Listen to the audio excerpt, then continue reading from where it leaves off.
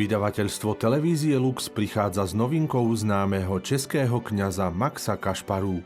Kniha Z každého rožka troška bude predstavená v utorok 8. októbra v jezuitskom kostole Najsvätejšieho Spasiteľa v Bratislave.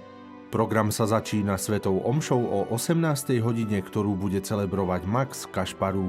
Po nej bude nasledovať vystúpenie Simy Magušinovej a autogramiáda knihy. Vstup je voľný.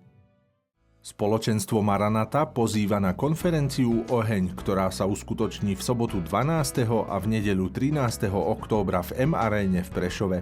Tešiť sa môžete na modlitby, chvály, svedectvá, prednášky a sväté omše.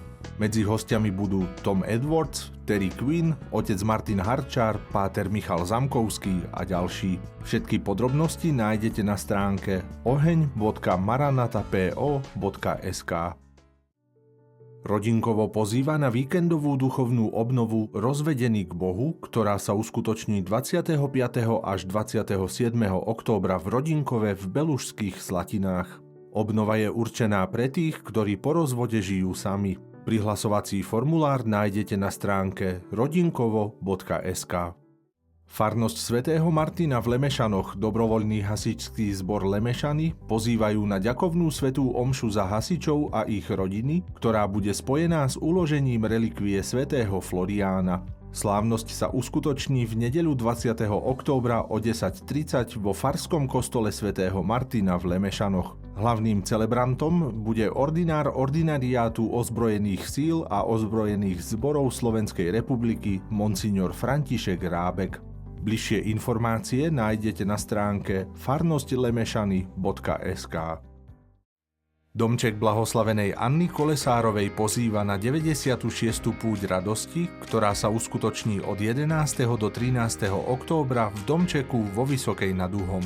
Témou púte je Hľa tvoja matka. Púť je určená pre mladých od 15 do 35 rokov. Všetky podrobnosti a prihlasovanie nájdete na stránke domček.org. Spolok svätého Vincenta de Paul na Slovensku pozýva na stretnutie mladých, ktoré sa uskutoční od 10. do 13. októbra v Bratislave. Inšpiratívny program povedú mladí z Filipín. Pre prvých 40 záujemcov je pripravená doprava, strava a ubytovanie zadarmo. Všetky podrobnosti nájdete na facebookovej stránke Spolok svätého Vincenta de Paul na Slovensku. Baví vás zachytávať život cez hľadáčik fotoaparátu? Zaujíma vás, ako sa dá evanjelizovať prostredníctvom fotografie?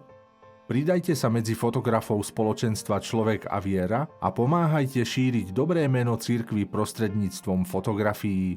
Viac informácií nájdete na stránke človekaviera.sk. Viac informácií o kresťanských podujatiach nájdete na stránke výveska.sk a tkkbs.sk.